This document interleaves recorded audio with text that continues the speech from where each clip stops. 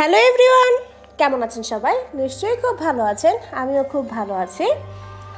আজকে আপনাদেরকে সাথে নিয়ে মেঘের রাজ্য সাজেক ভ্যালিতে কিছুটা সময়ের জন্য ঘুরে আসব। আশা করছি আজকের এই আনন্দদায়ক জার্নিটা আপনাদের ভালো লাগবে। তো চলুন। সাজেক যাওয়ার জন্য আমাদের প্রথমেই যেতে হবে খাগড়াছড়ি। সেজন্য আমরা বাসা থেকে বের হয়ে গিয়েছি। আমাদের বাস আরামবাগ স্ট্যান্ড থেকে ছাড়বে, আর সে কথা অনুযায়ী এখন বাজে রাত 9টা। আমরা উঠে পড়েছি সেন্ট মার্টিন পরিবহনে। সেন্ট মার্টিন পরিবহনে করে আমাদের সাজেক পৌঁছতে সময় লেগেছিল ভোর 6:30টার মতো। আর সেখান থেকে আমরা যেহেতু একটা ট্যুর গ্রুপের সাথে এসেছিলাম, তো সেই ট্যুর গ্রুপের বরাদ্দকৃত একটা রেস্তোরাঁতে সকালের ব্রেকফাস্টটা শেষ করে এখন উঠে পড়েছি সবাই মিলে একসাথে যাচ্ছি মেঘের রাজ্য সাজেকে। আর একটা ইনফরমেশন আপনাদেরকে না দিলেই নয়, সেটা হচ্ছে আমরা যেহেতু পরিবারের লোকজন ছিলাম খুবই কম, তাই আমাদের ট্যুর গ্রুপের সাথে করেই যাওয়াটা বেটার মনে হয়েছিল। আর আপনাদের যদি মনে হয় আপনারা আপনাদের আত্মীয় স্বজন পরিজন বন্ধুবান্ধব নিয়ে যেতে চান, সেক্ষেত্রে আপনারা প্রথমেই খাগড়াছড়ি চলে আসবেন, আর সেখান থেকেই একটা রিজার্ভ চাঁদের গাড়ি ভাড়া করে নিয়ে ছুটে চলবেন সাজেকের উদ্দেশ্যে। আমরাও কিন্তু এখন ছুটে চলছি সাজেকের উদ্দেশ্যে, আর দেখে নিচ্ছি মন ভরে সাজেকের এই অপরূপ সৌন্দর্য।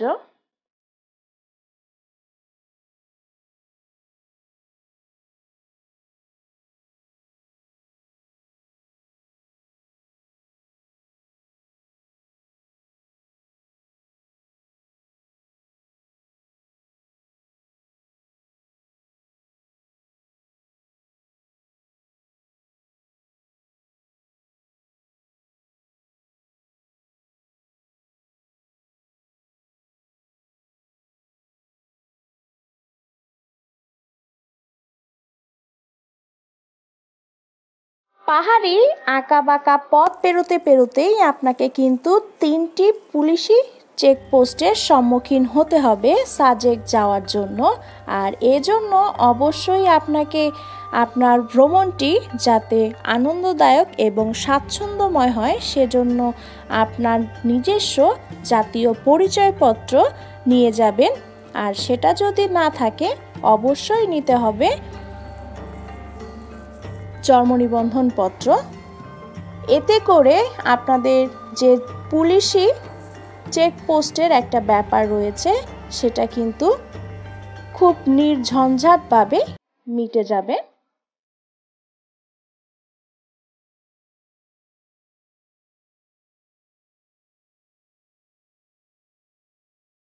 এদিকে আপনাদেরকে এই সব ইনফরমেশনগুলো দিতে দিতেই আমরা কিন্তু সাজেক পৌঁছে গিয়েছি।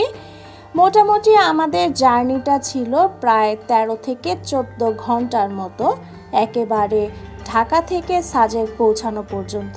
আর এখন বাজে ঠিক বেলা 1:30।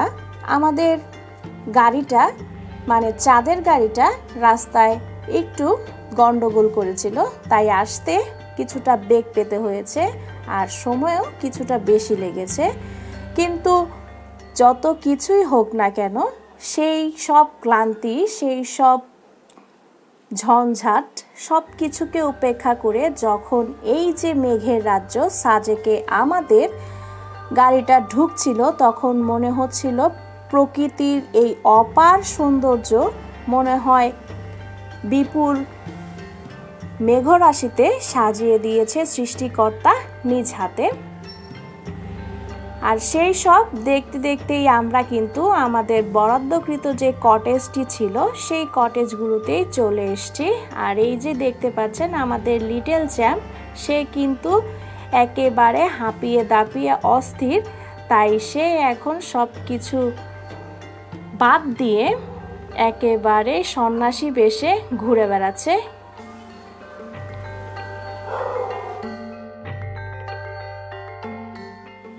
এর কিছুক্ষণ পরেই আমরা আমাদের নিজেদের ফ্রেশমেন্ট যেটা ছিল করার সেটাকে করে নিয়েছি। আর করার পরে দুপুরের যে খাবারটা ছিল সেটাই খেয়ে নিয়েছি, কারণ প্রচণ্ড পরিমাণে ক্ষুধা লেগেছিল। সকালের নাস্তায় পরোটা, ভাজি, ডিম এগুলো ছাড়া তেমন কিছুই ছিল না, কিন্তু মাঝ রাস্তায় কিছু কমলা কলা পেয়েছিলাম, যেগুলো পাহাড়ি কমলা কলা ছিল। সেগুলো খেয়ে খুব একটা যে পেট ভরেছে বা মন ভরেছে তেমন কোনোটাই নয়, কিন্তু দুপুরের খাবারের পরে একটু নিজেকে হালকাভাবে গুছিয়ে নিয়ে আবার ছুটে চলা শুরু করে দিয়েছি। আর এখন যাচ্ছি আমরা কংলাক পাহাড়ের উদ্দেশ্যে, যেটা কিনা সাজেক থেকে প্রায় অনেকটাই দূরে। তাই প্রথমে আমরা চাঁদের গাড়ি করে একটা নির্দিষ্ট স্থানে এসে পৌঁছেছি। আর এই যে এখানটা থেকে আমাদের উঠতে হবে সেই কংলাক পাহাড়ের উদ্দেশ্যে। আর একে একে আমরা কিন্তু হেঁটে চলেছি কংলাক পাহাড়ের উদ্দেশ্যে।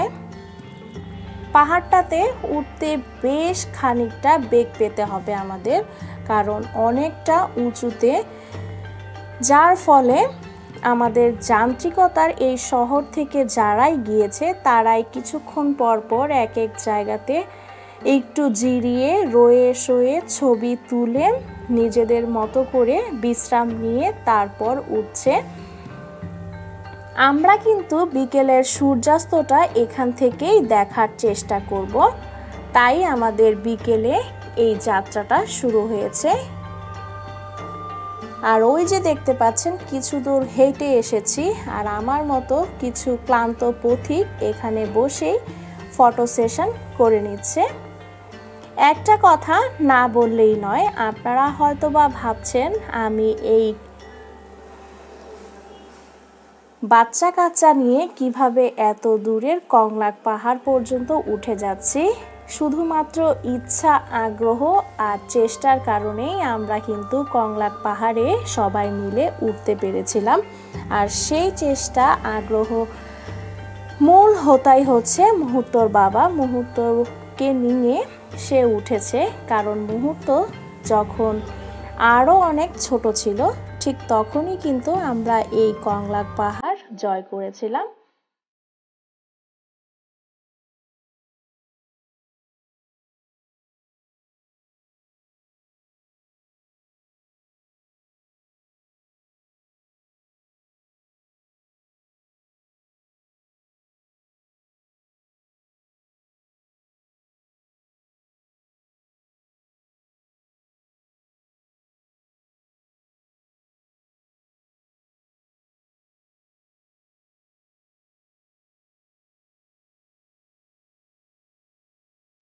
প্রথমেই কিন্তু আপনাদেরকে বলেছিলাম আমরা একটা ট্যুর গ্রুপের সাথে করে এসেছি, তাই ট্যুর গ্রুপের যে অর্গানাইজার তারা কিন্তু আমাদের পেছন পেছনই রয়েছে।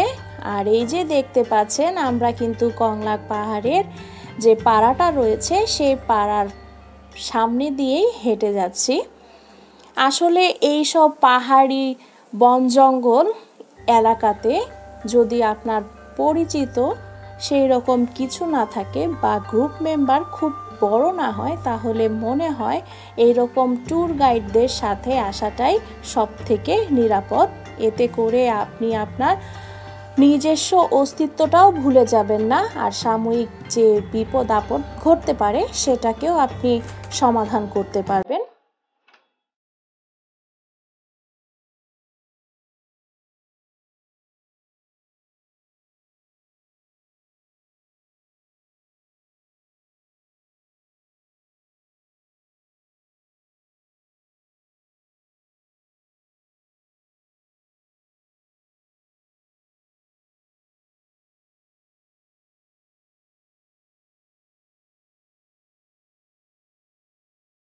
আপনাদের সাথে গল্প করতে করতে আমরা কিন্তু একেবারে কংলাক পাহাড়ের যে সাইনবোর্ডটা দেখা যাচ্ছে স্বাগত কংলাক পাহাড় সেখানে চলে এসেছি। আর কিছুক্ষণের মধ্যেই আমরা সেই কাঙ্ক্ষিত কংলাক পাহাড়ে উঠে যাব। আর এই কংলাক পাহাড়টাতে আমাদের উঠতে সময় লেগেছে প্রায় 1 থেকে 1.5 ঘন্টার মতো। আসলে আমাদেরকে একটা সময় বেঁধে দেওয়া হয়েছিল যে সন্ধ্যার ঠিক আগেই যাতে আমরা লোকালয়ে ফিরতে পারি, সেই রকমভাবে টাইমিং করে আমাদের ওঠা নামার যে প্ল্যানিংটা ছিল সেটা করা হয়েছে। আর আমার আগে কিন্তু আরও অনেকজন উঠে গিয়েছে খুব দ্রুত হাতে। আমরা যেহেতু একটু পেছনে তাকাচ্ছি, সামনে উঠছি, বাচ্চা কাচ্চা সব কিছু মিলিয়ে একটু সময় বেশি নিয়েছি। আর যদি নির্ঝঞ্ঝাট হয়ে থাকেন, একাকী হেঁটে হেঁটে এই অ্যাডভেঞ্চারাস জগৎটা উপভোগ করা কিন্তু বেশ আনন্দদায়ক হবে।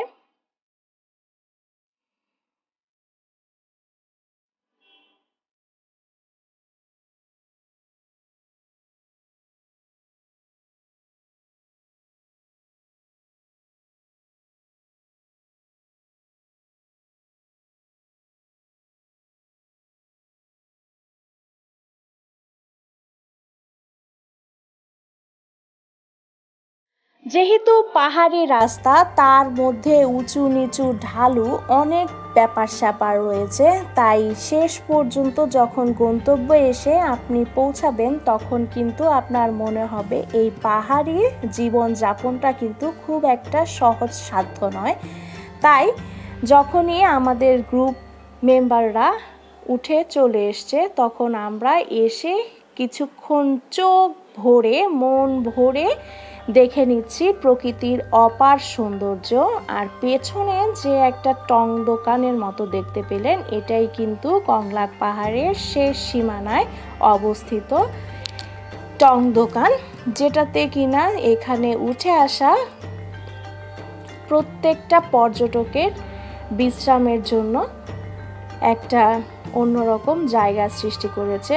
আর আমার অবস্থা কিন্তু বেশ কাহিল। আর মা কিন্তু এই পাহাড় জয়ের অ্যাডভেঞ্চারটাকে বেশ এনজয় করেছে।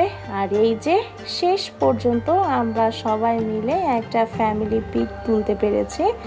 আর ফ্যামিলি পিক তুলেই যখন দেখছিলাম যে মেঘগুলো একেবারে থরে থরে বিছিয়ে আছে, সেটা দেখে মনকে আর শান্ত রাখা যাচ্ছিল না। মনে হচ্ছিল আরেকবার ছুঁয়ে দেখি এই মেঘের সমুদ্রকে।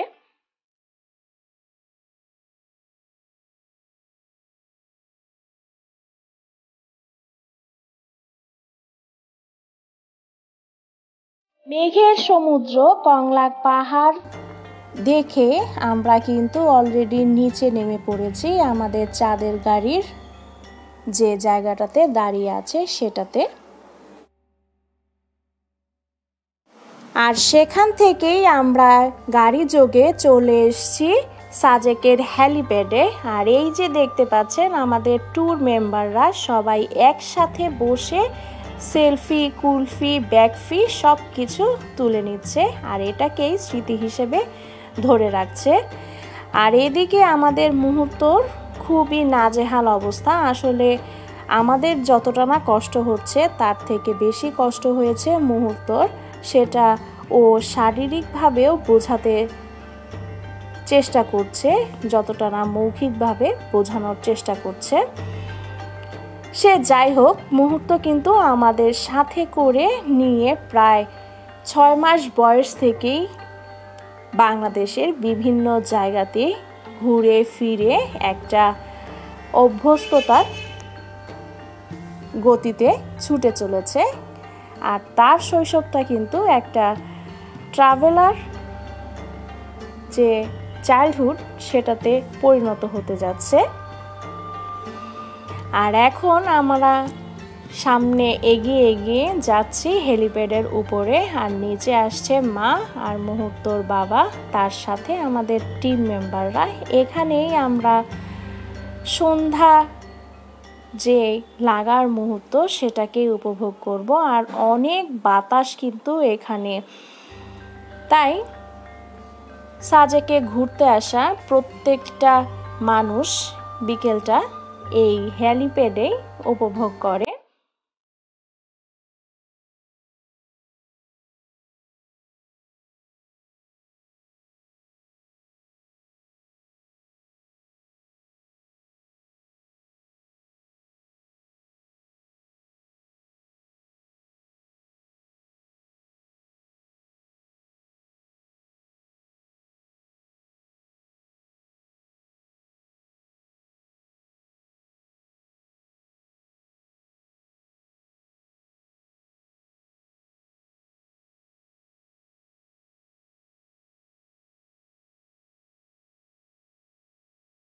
সন্ধ্যা ঘনিয়ে এখন কিন্তু রাত 8টা বাজে। আমাদের কটেজের নিচেই চলছে বারবিকিউ অনুষ্ঠান, তার সাথে ব্যাম্বো চিকেন আর ব্যাম্বো বিরিয়ানির অ্যারেঞ্জমেন্ট করা হয়েছে রাতের খাবার হিসেবে। আর সেটাই এই সাজেকের সবচেয়ে স্পেশাল একটা মেনু হিসেবে কাউন্ট করা হয়, যেটা কিনা যে কোনো ট্যুরিস্টই মিস করতে চাইবে না।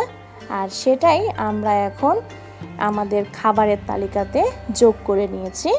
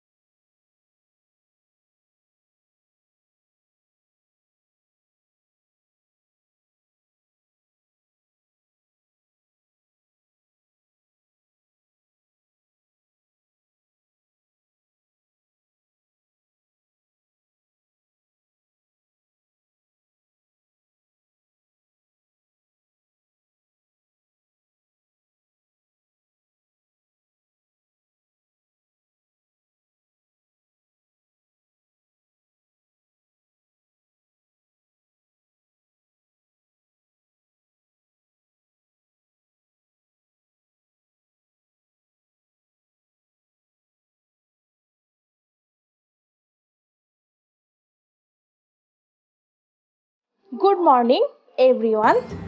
আবার বলে নিচ্ছি, কারণ আমাদের সাজেকের এই ট্যুরটা ছিল 2 দিন 3 রাত, তার সাথে পুরো খাগড়াছড়ি শহরটা দেখার এই জার্নিতে সেকেন্ড ডেতে আপনাদেরকে ওয়েলকাম করছি আরেকবার নতুন করে।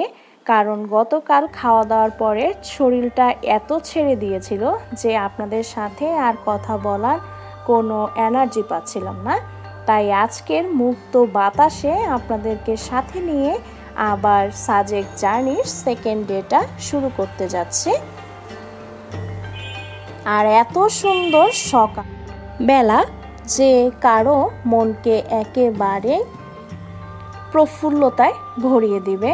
আর সেই প্রফুল্লতাকে সাথে নিয়ে আমি বের হয়ে গিয়েছি নিজেকে নিজের মতো করে খুঁজে নেবার জন্য। আর তার সঙ্গী হিসেবে পথযাত্রী রয়েছে মুহূর্তর বাবা। আর এটা কিন্তু আমাদের কটেজের সামনের এরিয়াটা।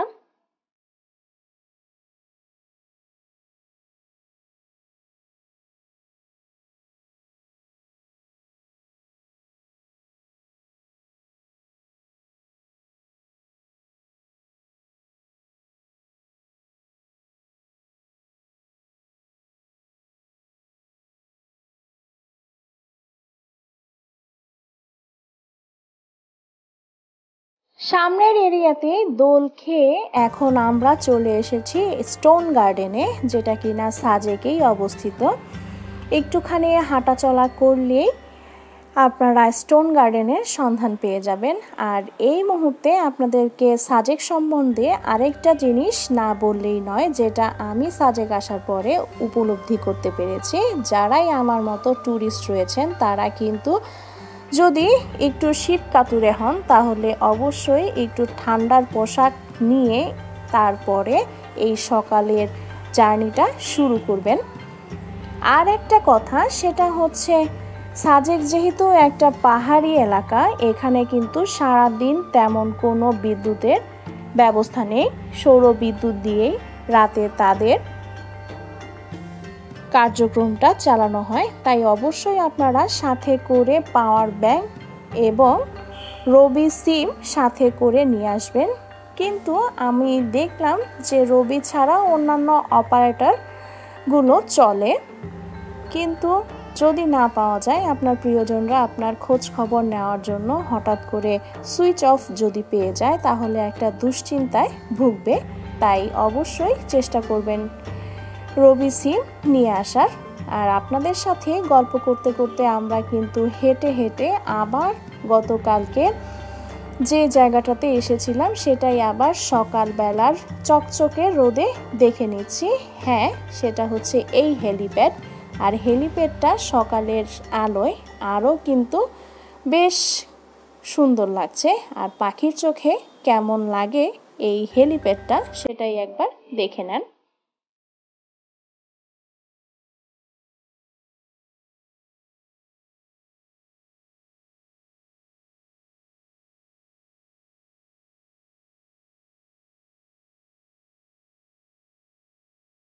হেলিপ্যাড থেকে ঘোরা শেষ করে সকালের নাস্তায় আমাদের ছিল আজকে ডিম আর ভুনা খিচুড়ি, সাথে ছিল সকালের নাস্তায় সালাদ, যেটা কিনা আমরা খাওয়া দাওয়া শেষ করে এখন বাজে সকাল 10টা। আর সকাল 10টা বাজলেই কিন্তু এইরকম সারি সারি চাঁদের গাড়ি অপেক্ষায় থাকে এখান থেকে বের হওয়ার জন্য।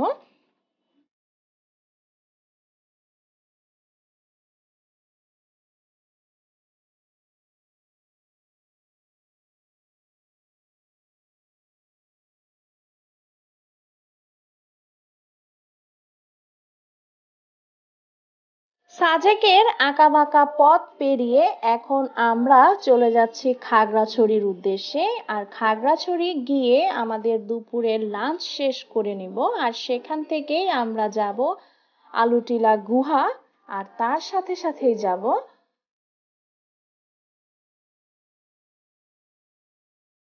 খাগড়াছড়ি ঝুলন্ত ব্রিজ যেটা রয়েছে সেটা দেখব। আর হর্টিকালচার পার্ক যেটা, সেটাও কিছুটা দেখে নেব, যেটা আমাদের ট্যুর প্ল্যানের মধ্যেই রয়েছে।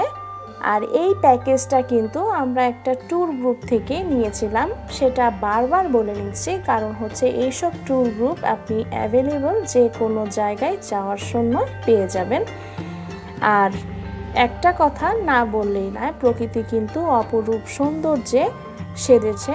আর এখন আমরা যাচ্ছি রিসাং ঝর্ণা, যেটা খাগড়াছড়িতে অবস্থিত, সেটা দেখার জন্য। আর চলে এসেছি আমরা রিসাং ঝর্ণার সামনে। এটাও কিন্তু একটা বেশ লং জার্নির ব্যাপার ছিল, তাই মুহূর্তর বাবা এখন চাঁদের গাড়িতে বসে অপেক্ষা করছে। আর আমরা মা মেয়ে মিলে রিসাং ঝর্ণাটাকে উপভোগ করে নিচ্ছি। তার সাথে আপনারাও দেখে নেন রিসাং ঝর্ণার পুরো পরিবেশটা ঠিক দেখতে কেমন।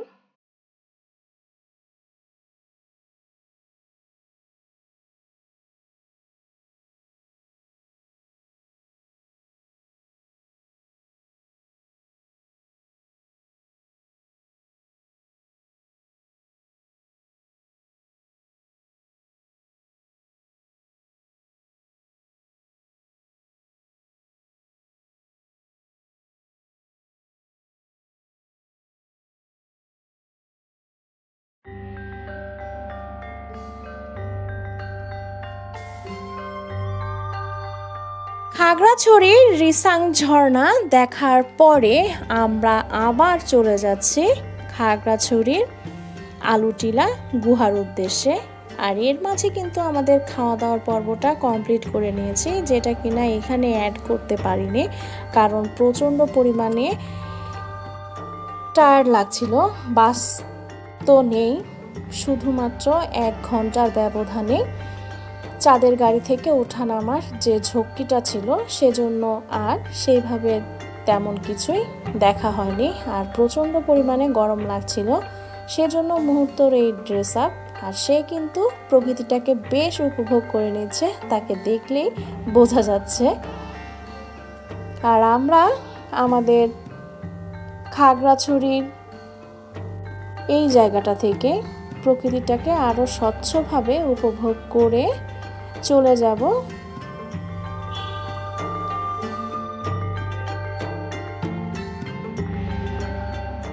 ঢাকার উদ্দেশ্যে, যেটা কিনা আমাদের রাতের একটা বাস রয়েছে Saint Martin non AC bus, সেটাতেই উঠবো।